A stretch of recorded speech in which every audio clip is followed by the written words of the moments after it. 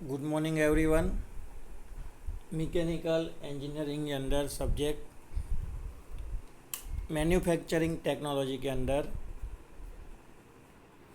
Chapter number 2 chapter number 2 यानी कि foundry technology के अंदर लास्ट लेक्चर में हमने टाइप्स ऑफ फर्नेसेस के अंदर electric arc furnace and induction furnace के बारे में डिस्कस किया था। आज उसी चैप्टर को आगे बढ़ाएंगे। नेक्स्ट जो हम देखने वाला है सबसे important exam point of view, GTU की जो एग्ज़ाम आएगी उसके पॉइंट ऑफ व्यू, ये जो क्वेश्चन है बहुत ही इम्पोर्टेंट है और जो कंसेप्ट वाइज है, अगर आपको कास्टिंग प्रोसेस का अगर पूरा प्रैक्टिकल नॉलेज लेना है तो इसके लिए ये पॉइंट आपके लिए बहुत ही इम्पोर्टेंट है। चलिए स्टार्ट करते हैं आज के लेक्चर को। आज का जो हमारा टॉपिक है वो है कास्टिंग प्रोसेस। देखिए बेसिक हमारा जो चैप्टर है उसका यानी चैप्टर का जो मेन टॉपिक है, चैप्टर का नाम ही क्या है, फाउंड्री टेक्नोलॉजी। और फाउंड्री टेक्नोलॉजी के अंदर बेसिकली प्रोसेस ही कौन सा होता है तो कि कास्टिंग प्रोसेस होता है। और कास्टिंग प्रोसेस में क्या होता है तो कि हम लोग मोल्ड प्रिपेयर करते हैं, पैटर्न प्रिपेयर करते हैं, ठीक है। मोल्ड कैविटी बनाएंगे, उसके अंदर मेटल को पोर करवाएंगे, मेटल ठंडा हो जाएगा और जो भी कैविटी का शेप था उस शेप का यानी कि पैटर्न के अकॉर्डिंगली जो भी शेप होगा पैटर्न का वैसा सेम मेटल का कंपोनेंट रेडी हो जाएगा। तो इसको बोलते हैं कास्टिंग प्रोसेस। अब ये जो कास्टिंग प्रोसेस है, क्लियर है, उसको अगर हमको क्लासीफाई करना होगा यानी कौन सी अलग अलग तरीके की कास्टिंग प्रोसेस है तो वो सारी इन्फॉर्मेशन हम लोग इस टॉपिक से लेंगे। The following are the various casting process which are commonly use.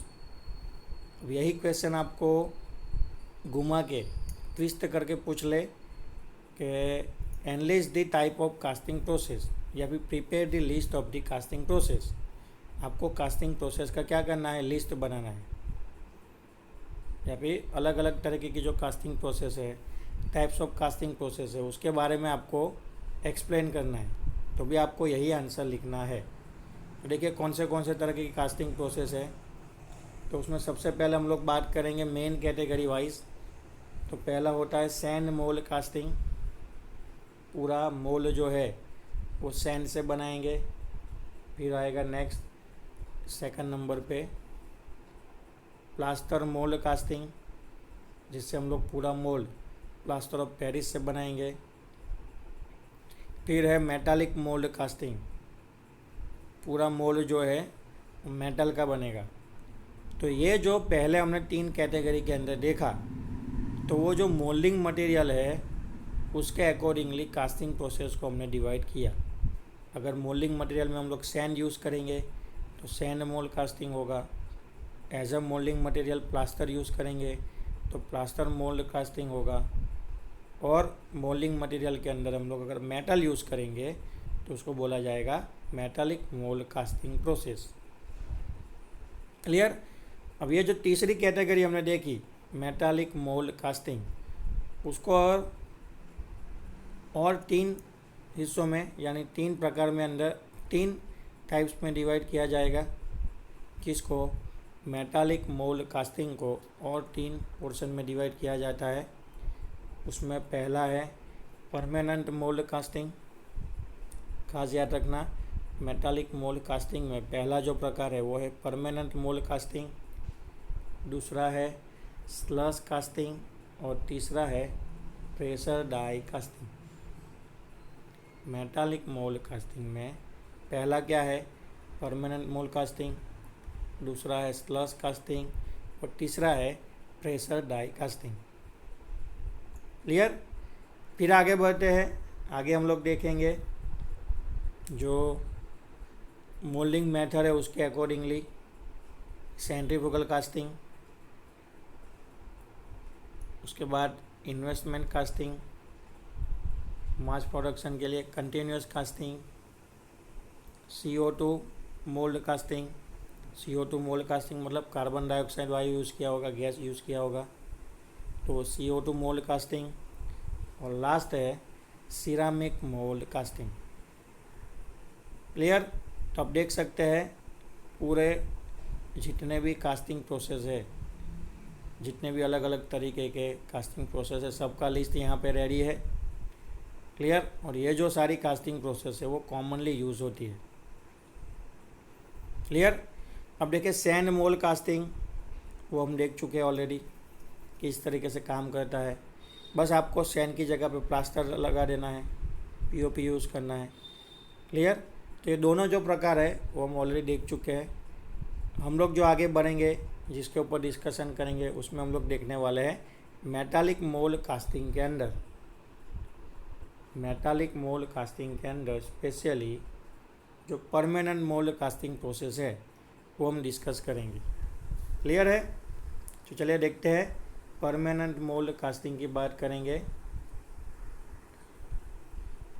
आपको नाम में ही मीनिंग में, नाम का जो मीनिंग है, जो परमानेंट लिखा है ना, वही से आपको सारी इन्फॉर्मेशन समझ में आ जाएगी। अब देखिए हमने सैंड कास्टिंग प्रोसेस भी देखा, तो क्या sand casting process permanent moulding process है? नहीं। तो वही कंसेप्ट समझना है।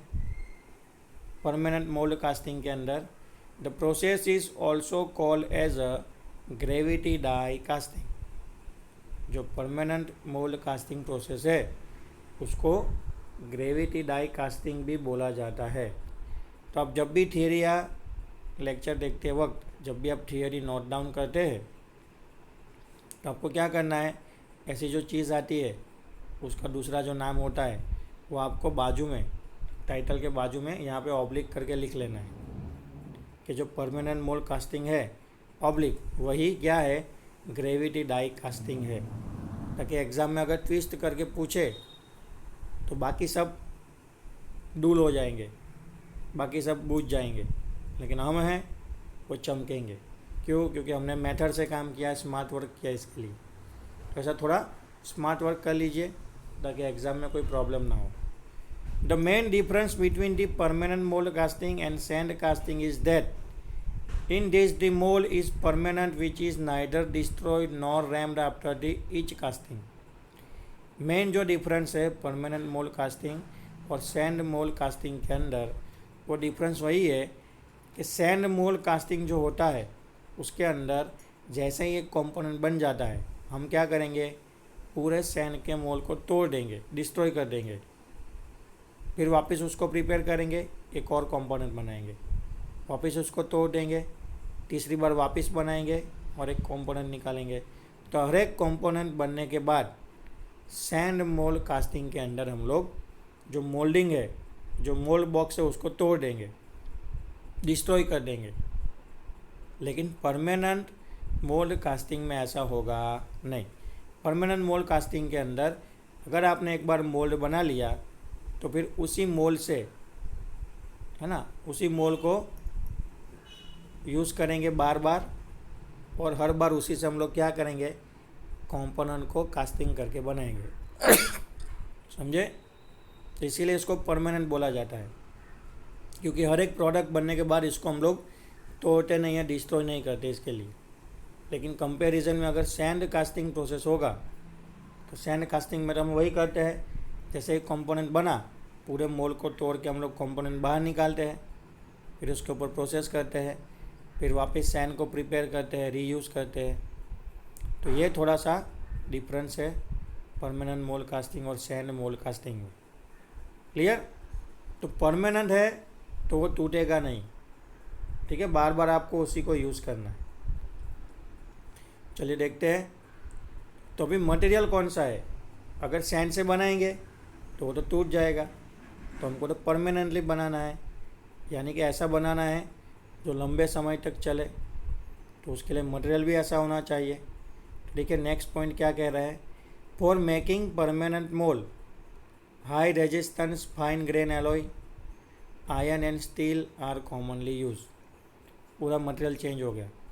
अगर आपको परमानेंटली मोल्ड बनाना है किसी कंपोनेंट का, तो उसके लिए आपको high resistance fine grain use करने पड़ेंगे, यानी कुछ एलॉय एलिमेंट आते हैं वो यूज़ करने हैं, या फिर आयरन, लोहा, Fe या फिर स्टील में से भी आप क्या कर सकते हैं, परमानेंट मोल्ड बना सकते हैं। ओके, ये टूटेगा नहीं है, एक बार आपको बना देना है। देखिए खर्चा होगा, स्टील महंगा है, आयरन महंगा है, एलॉय भी महंगे आते हैं।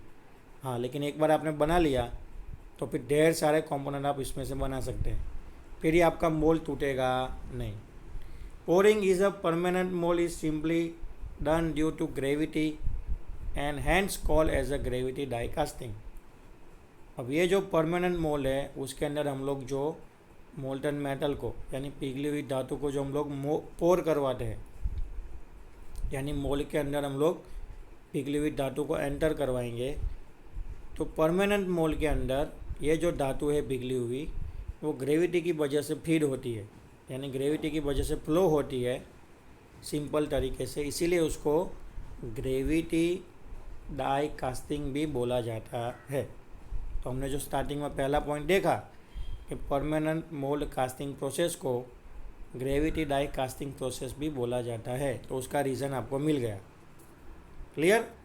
अब जब भी आपको परमानेंट मोल्ड कास्टिंग प्रोसेस करना होगा तो उसके अंदर आपको कुछ स्टेप है, कुछ बेसिक प्रोसीजर है, वो आपको फॉलो करनी पड़ेगी। तो चलिए देखते हैं इसके अंदर कौन से प्रोसीजर है।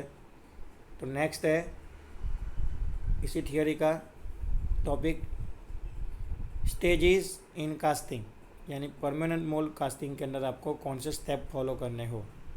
तो फिगर दिखाया गया है कि भाई परमानेंट मोल्ड, ठीक है, उसको कैसे प्रिपेयर करेंगे। तो देखिए पहला point, the mould is first preheated by using some means up to the temperature of 400 degree Celsius. आपको ये जो पूरा मेटल का परमानेंट मोल्ड है उसको प्रोसेस करने से पहले थोड़ा प्री हीट कर लेना है, यानी थोड़ा गर्म कर लेना है। किससे गर्म करोगे, तो जो गैस टॉर्च आता है हमारा, गैस वेल्डिंग का टॉर्च या फिर गैस कटिंग का टॉर्च, उससे आप गर्म कर सकते हैं, या फिर पूरे मोल्ड को फर्नेस के अंदर रख के भी गर्म कर सकते हैं। लेकिन टेम्परेचर कितना रखना है, तो कि भाई टेम्परेचर रखना है 400 डिग्री सेल्सियस, 400 डिग्री सेल्सियस तक आपको क्या करना है, उसको प्री हीट कर लेना है। The mould is followed by the application of a refractory coating on the mould cavity surface, runner, riser and etcetera. ठीक है, जिससे क्या होगा जाएगा, तो कि आपको रिफैक्ट्री मटेरियल का कोटिंग कर देना है रनर, राइजर, कोर और बाकी एलिमेंट के ऊपर, ताकि हीट लॉसेस थोड़ा कम हो जाए। After attaining a mould temperature the casting is poured. जैसे ही 400 डिग्री सेल्सियस आ जाएगा, आपको क्या करना है, मोल्ड को बाहर निकाल लेना है और जो भी पिघली हुई धातु है उसको मोल्ड के अंदर एंटर करवा देना है, यानी पोर करवा देना है। As the metal begins to solidify, core are removed, otherwise it may shrink on to the surface of the metal. अगर आपने पिघली हुई धातु को मोल्ड के अंदर एंटर करवा दिया है और स्लोली मोल्ड ठंडा हो रहा है, तो आपको क्या करना है, उसी टाइम पे कोर को निकाल लेना है। अगर आप नहीं निकालेंगे तो कोर का जो भी मटेरियल है वो मेटल के साथ सॉलिडिफिकेशन होने के बाद चिपक जाएगा या फिर गल जाएगा। By blowing the mould is then clean, coating with the refractory coating, cores are assemble and close again for pouring. जैसे ही कंपोनेंट ठंडा हो जाएगा, मोल्ड ठंडा हो जाएगा, आपको क्या करना है, इसको खोल के मतलब असेंबल किया होगा, तो इसको खोल के कंपोनेंट निकाल लेना है। क्लियर।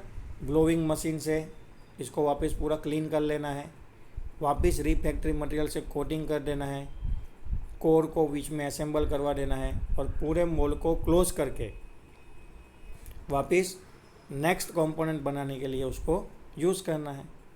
क्लियर। तो इस तरीके से हमारा permanent mould casting process conduct होगा। क्लियर। बाकी सारी चीज़ें आपको सेम देखने को मिलेगी, जैसे कि बीच में क्या है, कोर है। क्लियर। ये बेस है इसका, ये राइज़र है, ये रनर है। क्लियर। यहाँ से आप मेटल एंटर करवाएंगे। बीच में क्या है, ये भाई पूरा बीच में ये क्या है, तो जो हमने कैविटी क्रिएट किया होगा वो है। ओके। कंपोनेंट बनने के बाद कोर आपको निकाल लेना है यहाँ से। बाकी सारा जो ये बैकग्राउंड है पहले हम लोग सैंड यूज़ करते थे, तो हम लोग सैंड यूज़, अगर सैंड मोल्डिंग होगा तो बाकी सारी जगह पे सैंड आएगा, लेकिन यहाँ पे तो हमने परमानेंट मोल्ड बनाया है, तो यहाँ पे सैंड होगा नहीं। यहाँ पे क्या होगा, तो कि बेस मटेरियल जो आपने मेटल सिलेक्ट किया होगा, जैसे आयरन है, कास्ट आयरन है, स्टील है, या फिर उसके एलॉय, ठीक है, तो वो उसका मटेरियल होगा, तो सैंड होगा नहीं, पूरा स्टील का मटेरियल होगा, जिससे पूरा मोल्डिंग फ्लास्क या फिर मोल्डिंग बॉक्स बना हुआ होगा। क्लियर? तो यहाँ तक रखते हैं आज के लेक्चर में। क्लियर है? क्या देख लिया हमने, तो कि भाई जो स्टेजेस परमानेंट मोल्डिंग प्रोसेस के अंदर जो स्टेजेस यूज होते हैं वो हमने देख ली। यहाँ तक रखते हैं आज के लेक्चर में। एडवांटेजेस, लिमिटेशन और जो एप्लीकेशन बाकी है परमानेंट मोल्डिंग प्रोसेस के, उसको हम लोग कंडक्ट करेंगे नेक्स्ट लेक्चर के अंदर। मिलेंगे कल, तब तक के लिए थैंक यू।